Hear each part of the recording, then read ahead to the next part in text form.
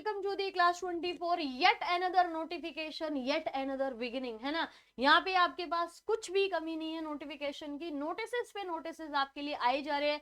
CHSL, उसके बाद आपका NTPC ग्रुप डी का एग्जाम अभी होके चुका है, आपका GD का पेपर अभी चल रहा है यहाँ पे। उसके अलावा आपका इससे पहले आपके बहुत सारे एग्जाम लाइंड अप है। CGL का पेपर Tier 1 हो चुका है ना। अब आपके लिए नया फ्रेश नोटिफिकेशन जो है वो MTS का है, ALP का इसके बाद आने वाला है।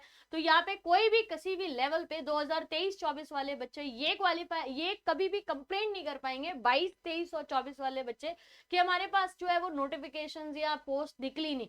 10,880 छोटी मोटी वैकेंसीज नहीं है।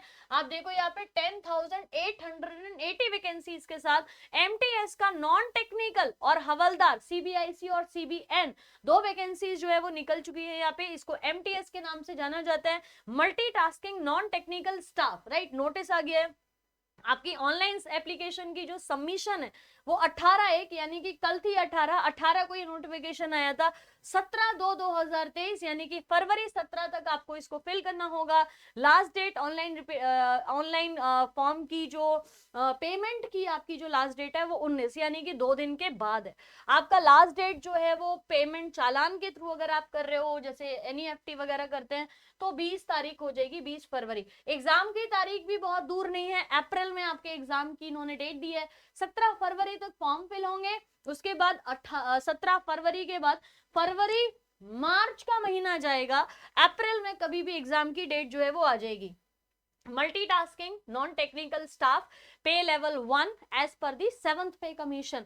जो यहाँ पे आपको सैलरी मिलेगी वो 7th पे कमीशन के हिसाब से मिलेगी। नॉन मिनिस्ट्रियल और नॉन गेजेटेड पोस्ट है, जहाँ पे आपको मिनिस्ट्रीज में, डिपार्टमेंट में, ऑफिसर्स में, स्टैट्यूटरी बॉडीज में, ट्रिब्यूनल में, कॉन्स्टिट्यूशनल बॉडीज में, यूनियन टेरिटरीज में हवलदार के पोस्ट पे आपको रखा जाएगा। उसके अलावा आपको CBIC central board of indirect taxes, central bureau of narcotics CBN, ठीक है, CBIC और CBN इसका नाम है ना, central board of indirect taxes and custom, और CBN जो है वो central bureau of narcotics department of revenue हो गया। जैसे मैंने बताया आपकी जो टोटल वैकेंसीज हैं वो हैं आपकी 10,880। हवलदार इन CBIC एंड CBN वो है आपकी 529। आपका रिजर्वेशन के साथ पूरा बात अगर हम करें तो पोस्ट के लिए बात कर दिया, फंक्शनल रिक्वायरमेंट के ऊपर आपकी बात हो जा रही है। यहाँ पे मैं आपको बता देती हूँ, आपके अलग अलग सेक्शंस में आपका ये अलग अलग पार्ट जो है ना वो मेंशन किया गया है ना, कितना क्या है, एब्रीविएशंस एक बार आप पढ़ लीजिएगा। ये डिटेल नोटिफिकेशन आप लोगों के लिए जो है अभी क्लास 24 एप्लीकेशन पे और आपके इसी क्लास के नीचे भी चिपक जाएगा, तो आप देख लीजिएगा। इंडिया सिटीजन ऑफ इंडिया, ठीक है, भूटान और तिब्बत और नेपाल से रिलेटेड भी कुछ कुछ आपकी चीजें आपकी ऐड की गई हैं यहाँ पे। कैंडिडेट्स का एज वगैरह मेंशन किया गया है, तो एज बड़ी इंपॉर्टेंट है भाई अपने लिए। एज 18 से 25 साल है ना। अगर आप जो है वो MTS and havildar department of revenue की बात करोगे, राइट, और 18 से 27 है अगर आप यहाँ पे फ्यू पोस्ट ऑफ MTS और हवलदार इन CBIC की बात करोगे। तो आपकी अगर आप CBN है ना, CBN central bureau of narcotics की बात करने वाले हो तो 18 से 25 है, और 18 से 27 हवलदार इन CBIC। आपकी एज रिलैक्सेशन अलग अलग कैटेगरीज को दी गई है। एक्स सर्विसमैन, OBC, जो डिफेंस के लोग होते हैं, सेंट्रल गवर्नमेंट के जो एम्प्लॉइज हैं, वुमेन्स के लिए 35 ईयर्स तक का भी एज यहाँ पे है, इवन 40 का है अगर आप जो है वो कुछ अलग से कैटेगरीज में आते हैं। एक बार इसको पढ़ लीजिएगा। सिलेबस आपका सिंपल होता है, मैं सीधा सिलेबस पे आती हूँ। यहाँ पे वही 4 चीजें हैं आपकी जो हर एक एग्जाम में देखी जाती हैं, कुछ अलग से, कुछ भी अलग से नहीं है। MTS का एग्जाम क्वालिफाई करना बहुत इजी टास्क है। अगर आपको कहीं भी लगता है CGL बहुत मुश्किल है, CHSL बहुत मुश्किल है, शुरुआत करने के लिए हमको एक वैकेंसी चाहिए, जो हम सरकारी नौकरी का जो एक टैग होता है ना वो आपके पास लग जाए, तो yes, this is the job you can fill and you can prepare well for this exam, right. Application fees 100 rupees है, और वुमेन कैंडिडेट्स के लिए तो भाई कोई फ्री फीस है ही नहीं, एग्जेम्प्टेड है। तो वुमेन कैंडिडेट्स पीछे ना रहें, आप एक बार फॉर्म जरूर फिल करिए। आपके एग्जामिनेशन सेंटर की पूरी लिस्ट होती है, आपके मैक्सिमम जो सिटीज है उनमें आपका ईस्टर्न कर्नाटका रीजन, आपका मध्य प्रदेश, सारे के सारे सिटीज में आपका इसका जो सेंटर है वो पड़ जाता है। बात करते हैं scheme of exam which is more important, मैं ये ढूंढ रही हूँ। आपका फिजिकल एफिशिएंसी टेस्ट होगा जो कि कंप्यूटर बेस्ड एग्जामिनेशन के बाद होगा। आपका सीबीटी या कंप्यूटर बेस्ड एग्जामिनेशन ये हिंदी, इंग्लिश और 13 रीजनल लैंग्वेजेस में कराया जाएगा। असमीज, बंगाली, गुजराती, कन्नड़ा, कोंकणी, मलयालम, मणिपुरी, मराठी, उड़िया, पंजाबी, तमिल, तेलुगु और उर्दू। एनेक्जर आपको 15 में मेंशन है।